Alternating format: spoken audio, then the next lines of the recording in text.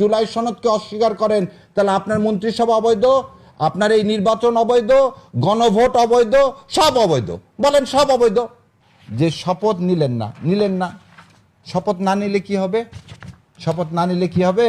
আপনি যদি শোনেন, এই দেখেন কনস্টিটিউশন বলতেছেন, কনস্টিটিউশন বলছে কোন সংসদ সদস্য আদর শূন্য হবে যদি তারা নির্বাচনের পর সংসদের প্রথম বৈঠকের তারিখ হইতে 90 দিনের মধ্যে তিনি তৃতীয় তফসিলে নির্ধারিত শপথ গ্রহণ বা ঘোষণা করিতে বা শপথপত্রে বা ঘোষণাপত্রে স্বাক্ষর দান করিতে অসমর্থন হন। আপনারা যদি এই জুলাই সংস্কারের শপথ না নেন আগামী 90 দিনের মধ্যে আপনাদের সিটি ভ্যাকেট হয়ে যাবে। কারণ এই জুলাই সনদের ভিত্তি করে এই ভোট, খালি হানা ভোট, গণভোট তো হয়নি খালি এই জুলাই সনদের উপর ভিত্তি করে, জাতীয় নির্বাচন হয়েছে এই জুলাই সনদের উপর ভিত্তি করে। তাহলে আমি বাবা মাকে অস্বীকার করলে আমি সন্তান, আমার পরিচয় কি?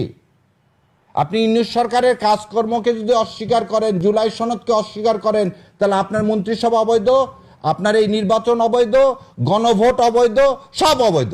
বলেন সব অবৈধ।